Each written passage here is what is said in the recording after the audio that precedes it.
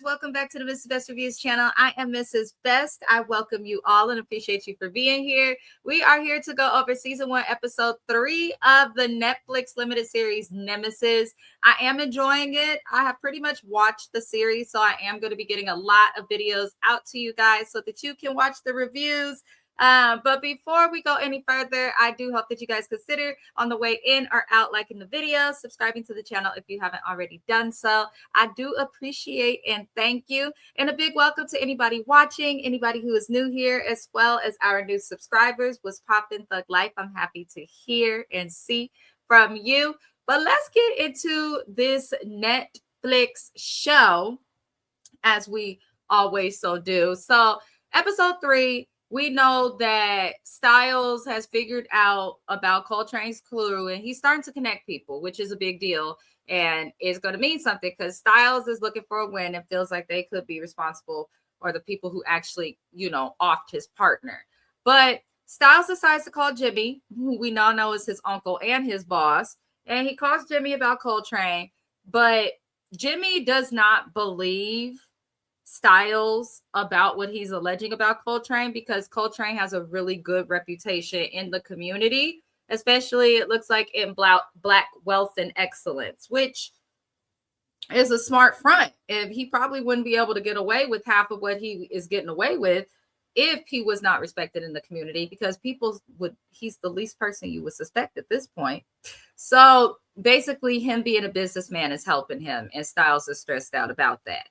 Now, we then get to see Dion, who done caused all these problems for the crew. Dion is the reason they were connected, the reason they had to off people, the reason that, everybody is in some BS because of Dion's dumbass.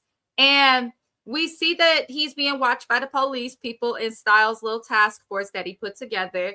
And Dion's girl, he did say he got 6 mouths to feed. So we see Dion's lady and his woman, and they yapping and bitching at him about different things. And she's wondering where the down payment is for their new house. Because, she is also not aware that her man is an idiot. And that down payment is probably not coming no time soon, because he sounds like he spends all of his money on gambling, because he should make enough money to support his family with what he's doing. So the fact he doesn't just tells you how much of a liability Dion is. But we also see that they're watching other people on his crew, such as Hispanic Poppy, I'm gonna call him. But they're also watching the Asian gentleman who used to serve in the military. So at this point, Styles has connected the whole crew. He knows who it is. He just has to prove it. He has to prove it. Now, the jewelry heist has been closed. Jimmy tells Styles that the jewelry house heist is closed. He doesn't want him looking into it. They don't want him reopening or reinvestigating new cases and using resources for that. I do not blame them, because if you could close a case, close a case. You know that the higher you go, they're concerned about metrics. They don't care about what's really going on in the ground. But this kind of puts a wrench in things for Styles, because it's going to make it harder for him to catch people and stuff that he's really not allowed to investigate. But based on how Styles has been thus far, we know that he is going to investigate. But Styles decides that he wants to follow Train to see what's going on with him while everybody else is following other members in the crew. And he follows Train to somewhere, and he notices that Train receives a package from Choice Customs, which connects him to the Asian gentleman now. He still don't have a connection enough that's going to say, hey, here's a warrant. But at the very least, he's getting something. Now, we later get to see Coltrane go meet with Ebony and her sister Charlie. And Charlie is asking Train why he was not home last night with her sister. And he's like, I'm not cheating on her. And she's like, I know you're not cheating on her, but your crew is a problem right now. And Train is forced to tell Charlie about how they caught up with the snitch, Tai, because we saw the person recording Tai telling information to Isaiah, which honestly, as this episode went on, it did make me think. I was kind of like, police do the most, but you kind of do have to protect your CI or your snitch, however you want to call it. Because if people know that they are telling, or people see them with you, even without that video, people would have thought he snitched. So really, that was Styles being too emotional, walking up in there. Like, he shouldn't have done that much, in my opinion. But Ebony's sister pretty much is telling Train that Dion is a liability and he needs to do something. Now, I'm not understanding why it's taking so long for them to do something. I know that Dion is like the person, I think they called him the demolitionist, but find someone else, find someone better, or find other ways. Like, it's not worth it if he's getting y'all caught up this bad. But then if they suddenly stop talking to Dion, that could also raise like a red flag to the police, just because it's like, oh, so y'all was cool and now y'all just not cool. Like, it doesn't make any sense.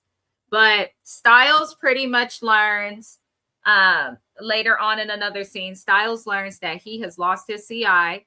Ika tells him that Tai was killed for snitching, and because of that, they're not willing to mess with him at all. So Styles has gotten himself in a little bit more of a mess, because now people see that their safety is not protected by dealing with him, so they have no other reason to talk to the police. So this is just making it harder and harder. And I'm like, dang, episode 2 really ended with us thinking that Styles is going to catch this crew like he had a one up on them. But now the snitches don't want to snitch no more because they don't feel safe. Okay. Everything is backwards. Like, he's pretty much connecting stuff, but he just has nothing that he can use to prove it. So one of the men on Train's crew figures out that he's being watched, and he played it off. He had his daughters, playing with his feet while he was on a phone call under his car. But he let Styles know, or no, he let Train know, like, hey, Detective Styles has people watching us. And I'm like, that's not good. We go see where it goes. That is not good at all. Now, we then get to see Isaiah pop in, aka Detective Styles. We get to see him pop into the district attorney's office unannounced. Turns out they have a history. Sounds like the district attorney, Detective Styles, and his wife, Candace, they all went to college together. But it's giving that the DA might have wanted Detective Styles' wife. And he might have a shot, because Styles can't seem to make it home, make it to an event. He's leaving that kid for dead in the street to go chase crime. I mean, Styles got all sorts of problems.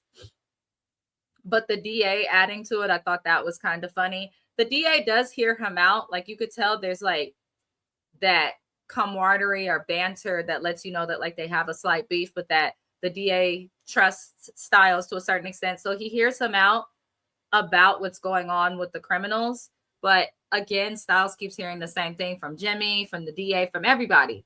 You have to catch whoever took the watch in order to get a warrant to search or go after anybody in Coltrane's crew or Coltrane himself. But he has people willing to listen. He just has to solve a damn crime before they will give him a warrant, which makes sense, because you can't just get warrants to go in people's houses for no reason. There has to be probable cause, or you're going to get the shit sued out of you. That's just how it works. But we later get to see Styles receive a call from every member of his task force. We saw the lady, she said, I was following Choi and he led me to my daughter's school. We saw one of his partners who was like, he led me to my wife's job. Pretty much Train's crew threatened Styles and his task force and was like, stop looking into us because we know about you and we know where your people at too. That's a threat. But they can't really call it a threat on paper. So this just shows how smart Coltrane and his crew are. But when you involve the family of law enforcement, you really gonna make them want to catch you now. Like, now there's nothing they won't do to catch your ass. Okay, what did Mama Joy say on RHOA to Todd? Ain't no mountain high enough, no valley low enough, and baby, ain't no nothing wide enough to kick me off your ass. I said, you know what, Mama Joyce? Tap into our RHOA reviews. They are on the Watch Your Mouth Reviews channel. But yeah, Styles is pretty much in a pickle. He tells all of his crew, he pulls them from the streets, and they go and they meet up. They have to reconvene, talk, figure out what they're going to do next. But before he can even figure out what to do next, Jimmy is pissed off because Jimmy finds out that Styles got a snitch killed. And Jimmy pulled the blackest I'm your uncle moment. He said, the clock is ticking. It's ticking. He said, you got to hurry up and solve this before he just pulls funding altogether, because Styles, it does look like he's making a mess off of being too emotional and a hunch that he can't really provide proof of this point. So at this point, it seems like the people on Detective Styles' side are kind of starting to look at him like, is this fool all right? Because there is a such thing as being too dedicated to a case, and it's definitely given that with Styles at this time. But you know, he's losing faith, and ain't nothing we can really do about it. But Train and his crew are not stupid. In addition to threatening the police, they figured out that the watch that Dion's dumbass took is a liability, is traceable, is trackable, is problematic. Dion luckily has not sold the watch, but they decide to go back to the house that they robbed in mask, dressed up as the person they robbed, which was funny to me. It gave money heist. And they gave back the watch. They threatened the dude's family and said, don't tell them we was here or none of that. And they gave back the watch. So Ebony goes to see Candace, who is Styles' wife, and Ebony, as we know, is Coltrane's wife. They are becoming friends. And Ebony learned in this episode that she's pregnant again, which is a big deal for her. She's stressed out because she just had a miscarriage when she 7 months ago. Her and Coltrane were supposed to have a baby. It sounds like she carried pretty far and then lost the baby. So she's kind of nervous about having a new baby. He's still in the streets with the shit, and she doesn't want him to do it. She hasn't told him yet, but it's pretty clear. She does confide in Candace about that, which is going to bond their wives. And I'm wondering if they won't be able to come after each other at the end of the series solely because of their wives. Like, I'm very curious. But Styles' crew pretty much is losing faith in him, and he is not realizing this because he's so tunnel vision focused on catching Coltrane. But we get a little scene separate from everything of Charlie. Charlie is Coltrane's sister-in-law. Charlie has good intuition with Coltrane and his crew, but Charlie is the person who provides the robberies, the licks, all of that for them. Charlie meets with what looks to be her boss or someone that wants to hire her. He's got a $10 million job on the table for her. And she's kind of like, it seems really risky. I'm not doing that. But he was like, oh, no, you're going to do it. She has no choice but to take the job. Because when that man got up and walked away, the whole restaurant, all them people chilling who she just thought were there, were all with him. So he kind of swung his you-know-what at Miss Charlie. And it seems like Charlie's backed into a spot where she's going to have to get this very risky job completed. And she doesn't have a choice based on how many people this man runs with. So she calls Train to offer Train the job. And Train is like, he has good intuition. He's like, didn't you say something like this sound risky? You told me my crew hella hot right now anyway. So no, we can't do it. And he declines. I'm wondering how Charlie's going to get Train to take the job on. But I do like that he kind of played with her a little bit. But I'm also not trusting Charlie because it's like, girl, I understand. Okay, so I get her wanting her sister to be with the shit, but if her sister is scared and emotional from being pregnant, you don't want nobody like that in the life. It seems like Charlie wants her sister in the life and away from Train. It seems like her sister wants to be numero uno. And I do feel like that's going to become a problem at some point. But if you love your sister, why would you put the man that she loved in harm's way? Like, I don't understand that. But for the sake of the show, I'm glad she did it. But Charlie's in a bind. She is definitely in a bind. But we'll see what happens with that. Now, later on, we see Detective Isaiah Styles go to Candace's gala because remember, they were in counseling. And she said, you better make it to this gala or you may not have a wife. She was not playing with his ass. And he's there. But so is the DA.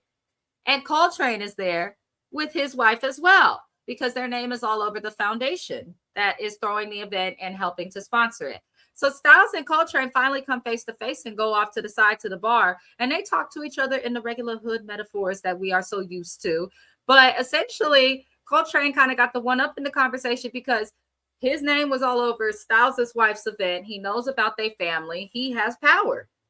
And he's respected in the community. Where if Styles makes any wrong move and it becomes public, they could just play, oh, this is the disgruntled cop who should have took more PTO when his partner got off. So Coltrane kind of got the one up in this situation, but Styles was not stupid because a cup that Coltrane drank from, he asked them not to touch it, and he has his rookie detective to run that cup through DNA so that it could get tested. I'm not sure if the rookie did. We saw Styles threaten to have the guy working games at the Clippers games for the rest of his career, but it looks like he's going to try and connect the DNA from that cup to the DNA that was on the crime scene. But it looks like Coltrane is the type of guy who would protect his DNA from a scene. He is meticulous. He definitely is. But we learn at the end of the episode that Train and his crew decide to accept the job, which is $10 million, because they get $9 million and Charlie gets $1 million, which does make sense because she's not risking herself. But I hope that Train and them are careful, because I know it's about to get active the rest of this season. But Skiles later discovers that the watch was returned by the crew. And this is a big deal because that watch being returned means that he's unable to solve the crime, which means that Jimmy is pulling his funding and he's not going to be able to look into this. But we know he is, but he's starting to look crazy. Now, the episode pretty much ends with Styles talking to his wife. And she's like, she's really trying to be a wife. His character has a great wife. She's like, can you just tell me what's really going on? And he tells her that he's so close to catching someone who he thinks is the one who truly killed his partner, Manny Shaw. And he says that every time he gets close, he can't quite catch him, but he's so close to doing it, and it's all he could think about. I thought it was good that he's letting his wife know what's going on, because maybe she'll side with him. Also, can you let her know she's friends with the op's wife? I know we don't want to compromise the case or nothing, but maybe for the sake of her own safety, let her know. Because what if something happens to the wife? But pretty much the episode ends with Train planning for his biggest heist and Styles letting his wife know what's really going on. So I cannot wait to review episodes 4, 5, 6, 7, and 8. Going forward, I probably will be doing like 2 episodes in one for a review for the rest of the season. But I am going to be getting those reviews up to you guys. You will see Nemesis reviews on Tuesdays and on weekdays going forward. I know you're seeing this review on a Sunday, but let me know how y'all felt about the episode. I really enjoy this show in general. There's a lot of new shows I'm going to be covering. Tune in to my live. I always announce shows that I am covering through the summer. Other than that, I do appreciate everybody for watching my review of Nemesis. I hope that y'all have a good day, and I will see you on the next review. Adios.